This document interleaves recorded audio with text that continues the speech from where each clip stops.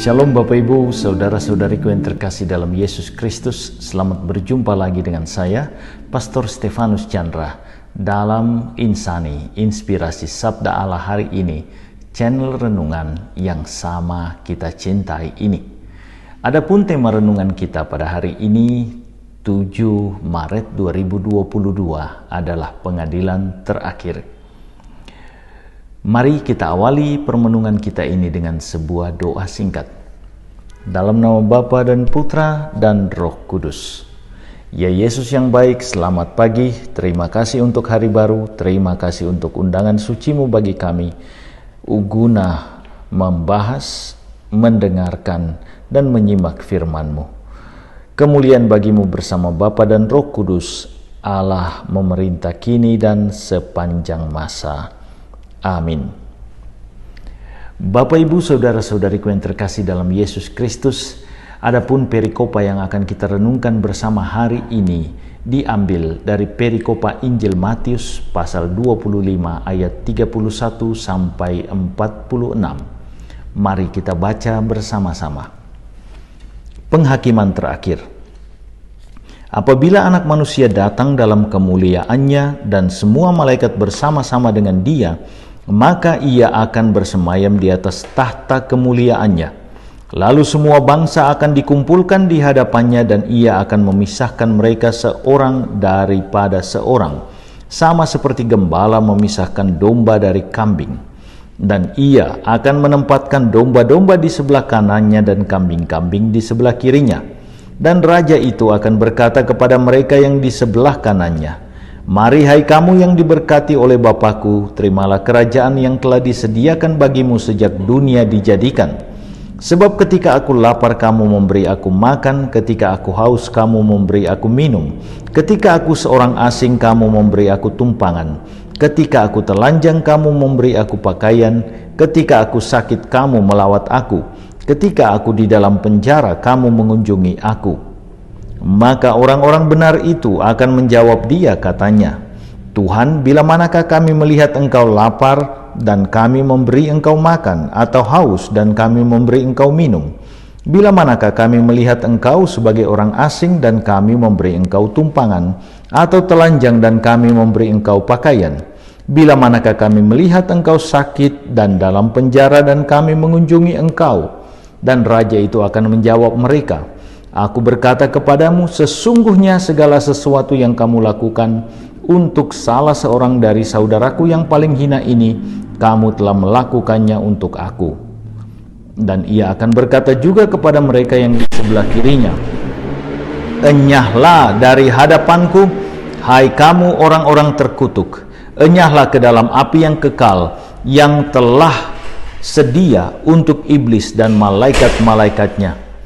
Sebab ketika aku lapar, kamu tidak memberi aku makan, ketika aku haus, kamu tidak memberi aku minum, ketika aku seorang asing, kamu tidak memberi aku tumpangan, ketika aku telanjang, kamu tidak memberi aku pakaian, ketika aku sakit dan dalam penjara, kamu tidak melawat aku." Lalu mereka pun akan menjawab, katanya, "Tuhan, bila manakah kami melihat Engkau lapar atau haus, atau sebagai orang asing, atau telanjang, atau sakit, atau dalam penjara dan kami tidak melayani Engkau?" Maka Ia akan menjawab mereka, "Aku berkata kepadamu, sesungguhnya segala sesuatu yang tidak kamu lakukan untuk salah seorang dari yang paling hina ini, kamu tidak melakukannya juga untuk aku." Dan mereka ini akan masuk ke tempat siksaan yang kekal, tetapi orang benar ke dalam hidup yang kekal. Saudara-saudariku yang terkasih dalam Yesus Kristus, bacaan Injil kita hari ini mengungkapkan situasi kita kelak jika kita menghadap tahta surgawi. Akhir hidup manusia adalah sebuah realitas dan kita semua akan menuju ke sana. Semua manusia juga sama mengharapkan hidup surgawi, pengen masuk surga. Bacaan Injil dengan jelas menyatakan bahwa pengadilan terakhir pasti dilakukan oleh Allah. Dan Allah akan memisahkan golongan domba di sisi kanannya dan kambing di sisi kirinya. Kambing dan domba serta kanan dan kiri adalah metafor, lambang bagi golongan yang diselamatkan dan yang dihukum. Syarat untuk masuk golongan yang diselamatkan adalah melakukan kebajikan kepada sesama yang sungguh membutuhkan. Dengan gamblang Yesus menyatakan, "Ketika aku lapar, kamu memberi aku makan, ketika aku haus, kamu memberi aku minum, ketika aku telanjang, kamu memberi aku pakaian, ketika aku sakit, kamu melawat aku, ketika aku di dalam penjara, kamu mengunjungi aku. Sebab sesungguhnya segala sesuatu yang kamu lakukan untuk salah seorang dari saudaraku yang paling hina ini, kamu melakukannya untuk aku." Perkataan Yesus ini menunjukkan beberapa hal.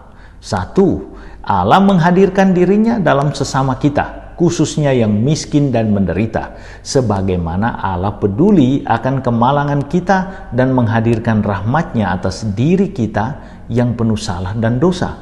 Maka kita dipanggil untuk menjadi penghadir atau penghantar berkat Allah bagi sesama kita. Kemiskinan dan penderitaan sesama adalah undangan bagi kita untuk menghadirkan berkat Allah sekaligus menabung berkat bagi diri kita, bagi keselamatan kekal kita.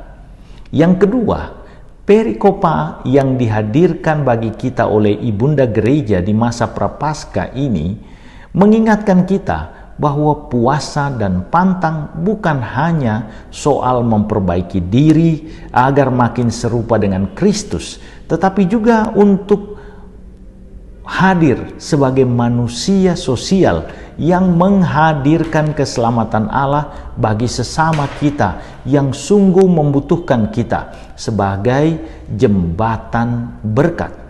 Maka kita diutus Allah hadir di tengah-tengah kaum yang menderita guna menghantar berkat-berkat Allah tersebut. Dan diri kita, kehadiran kita sudah sungguh menjadi berkat.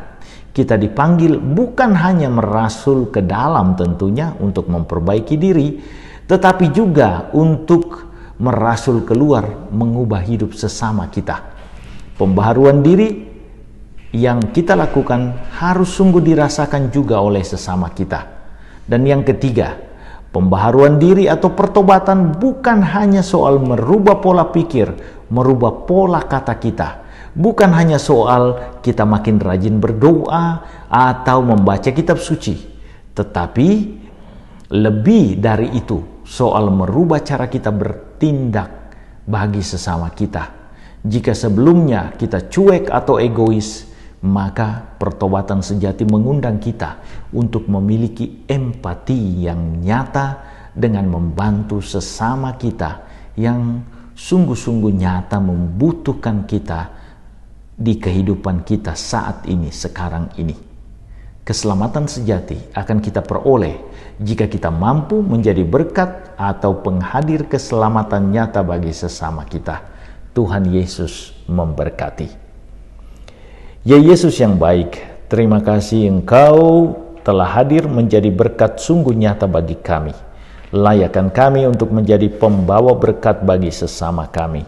Engkaulah yang hidup dan meraja kini dan sepanjang masa. Amin. Tuhan sertamu, berkat Allah turun melimpah atas saudara-saudariku, keluarga saudara-saudariku, pekerjaan dan usaha saudara-saudariku. Bapa, Putra, dan Roh Kudus. Amin.